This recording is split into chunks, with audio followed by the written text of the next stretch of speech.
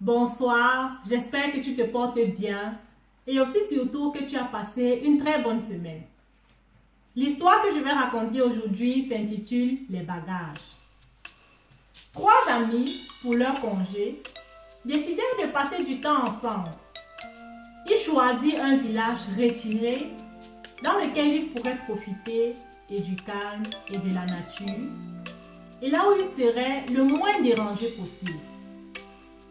Le village qu'ils avaient choisi était à environ 20 km du lieu qu'ils habitaient. Et comme ils avaient toujours voulu faire une randonnée ensemble, ils se décidèrent d'y aller à pied. Chacun d'eux avait pourtant au moins 2 sacs bien pleins. Mais sans réfléchir à comment ils s'en sortiraient avec le poids des bagages et la distance à parcourir, ils se mirent en route. Après avoir parcouru environ 7 km, ils commençaient à ressentir la fatigue et se demandaient s'ils avaient pris la bonne décision. Ils décidèrent tout de même de continuer la route en soupirant en eux-mêmes. Ils se disaient « Oh, si seulement nous pouvions être débarrassés de ces bagages qui nous alourdissent tant, ce serait plus facile pour nous d'avancer. » Alors, après quelques 800 mètres en avant, ils aperçurent un chariot. Un couple le conduisait. Il avait l'air d'aller dans la même direction qu'eux. La femme dans le chariot vit ces hommes qui croupissaient sous leur charge et dit à son mari: « Pourquoi ne leur proposerions-nous pas notre aide? Bien nous n'ayons pas de place pour les transporter eux, nous pourrions au moins transporter leurs bagages et les décharger. » Le mari arrêta alors le chariot et se rendit vers ses 3 amis pour leur proposer son aide. Ceux-ci la refusaient tout gentiment et le laissèrent s'en aller. Le mari fut très étonné. Il rentra alors à son chariot et raconta à sa femme comment ça s'était passé.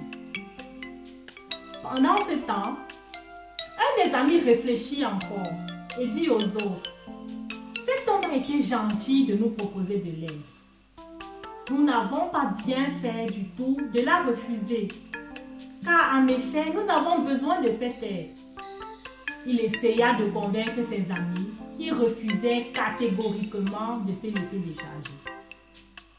Comme cet ami vit qu'il ne pouvait pas les convaincre, il alla tout seul vers le chariot.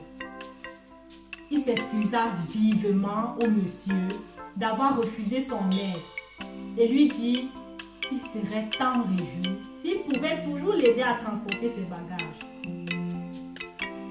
Le monsieur dans le chariot répondit avec un grand sourire: « Oui, très volontiers mon ami. » Il l'aida rapidement à ranger ses bagages dans le chariot en ajoutant: « Dis à tes amis qu'ils peuvent aussi toujours venir déposer leur charge. » Et l'ami s'éloigna pour rejoindre les 2 autres en remerciant. Mais ses amis se moquèrent de lui et lui dirent: « Comment as-tu pu être à un tel point naïf et stupide? » Mais lui, il leur répondit calmement: « Avant de lui avoir remis mes charges, je croupissais, tout comme vous, sous leur poids. Mais depuis que j'ai accepté d'être déchargé, je suis beaucoup plus léger et j'ai plus de force pour continuer le voyage. Pourquoi ne voulez-vous donc pas faire pareil? » Et il m'a dit de vous dire que son offre tient toujours. Oui, l'offre tient toujours pour toi aussi aujourd'hui. Toi qui croupis sous tes charges, sous ton fardeau, Jésus te tend la main encore aujourd'hui et il te dit: « Viens à moi, toi qui es fatigué et chargé, je te donnerai du repos. » Et il a promis lui-même: « Décharge-toi sur moi parce que je prends moi-même soin de toi. » Donc si tu es prêt aujourd'hui à donner ta charge au Seigneur, sache qu'il est prêt à la prendre. Alors prends cet engagement juste et dis à Jésus: « Pardonne-moi si longtemps d'avoir refusé de te donner mon fardeau qui est si pesant. Et aujourd'hui, je veux que tu m'aides à le porter. Tu verras comment il va te libérer et te décharger complètement. Je te souhaite un très bon début de semaine et que Dieu prenne soin de toi.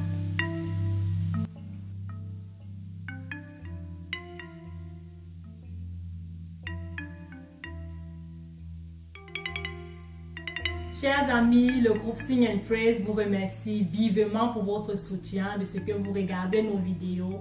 Et nous vous prions, si ça vous a plu, n'hésitez pas à souscrire, à liker, à partager, afin que ce message d'amour du Seigneur Jésus atteigne le maximum de personnes.